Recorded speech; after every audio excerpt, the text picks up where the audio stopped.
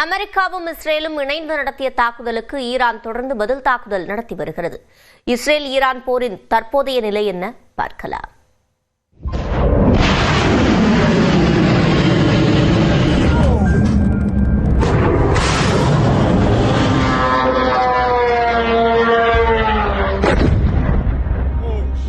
அணு ஆயுத ஒப்பந்தத்தில் கையெழுத்திட முரண்டு பிடித்து வரும் ஈரான் மீது அமெரிக்காவும் இஸ்ரேலும் கைகோர்த்து நேற்று முன்தினம் திடீர் தாக்குதல் நடத்தின. இதில் ஈரானின் உச்ச தலைவர் கமேனி உட்பட பலர் கொல்லப்பட்டனர். பெண்கள், குழந்தைகள் என பொதுமக்களும் கொல்லப்பட்டதால் மத்திய கிழக்கு பகுதியில் போர் பதற்றம் உருவானது. இந்நிலையில் இஸ்ரேல் மற்றும் வளைகுடா நாடுகளில் உள்ள அமெரிக்க நிலைகள் மீது ஈரான் இரண்டாவது நாளாக பதில் தாக்குதல் நடத்தியது. அந்த வகையில் மத்திய இஸ்ரேலை குறிவைத்து ஈரான் நடத்திய பாலிஸ்டிக் ஏவுகணை தாக்குதலில் கட்டடங்கள் உருக்குலைந்தன.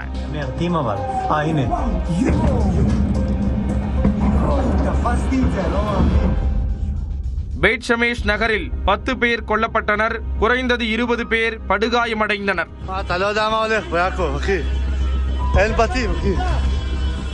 குவைத்தில் உள்ள அமெரிக்க ராணுவ தளத்தின் மீது ஈரானி ஆளில்லா ட்ரோன் தாக்கியது.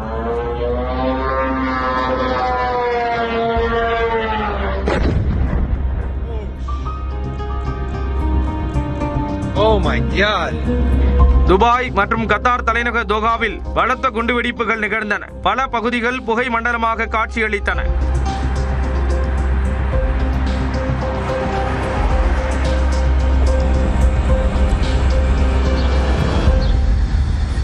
துபாயில் உள்ள ஜபல் அலி துறைமுகத்தில் இடைமறிக்கப்பட்ட ஏவுகணையின் பாகங்கள் விழுந்ததில் கப்பல் தளம் கரும்புகையுடன் காட்சியளித்தது.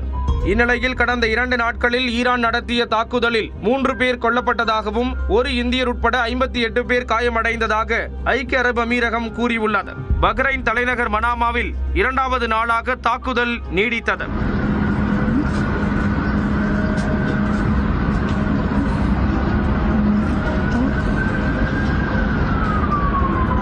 பஹ்ரைனில் உள்ள அமெரிக்க நிலையை தாக்கி அடித்ததில் 560 அமெரிக்க ராணுவ வீரர்கள் கொல்லப்பட்டதாக ஈரான் தெரிவித்துள்ளது.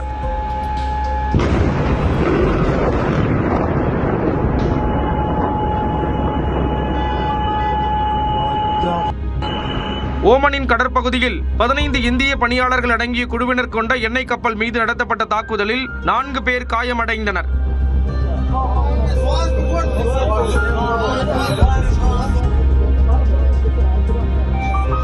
இதனிடையே ஈரான் அரசின் தலைமையகத்தை தாக்கி அடித்த காணொலியை இஸ்ரேல் ராணுவம் வெளியிட்டுள்ளது.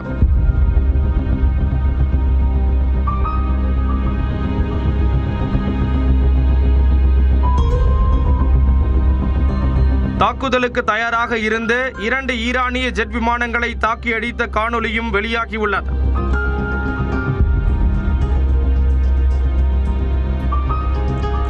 இந்நிலையில் ஈரான் தலைநகர் தெஹ்ரானில் தாக்குதல் தொடர்ந்தது.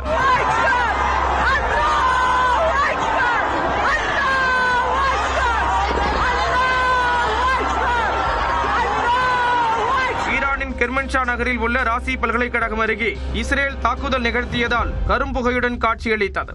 ஈரானின் அரசு தொலைக்காட்சியான IRIB கட்டிடம் மீது இஸ்ரேல், அமெரிக்கா இணைந்து தாக்குதல் நடத்தின. ஆனாலும் ஒளிபரப்பு தொடர்ந்தது.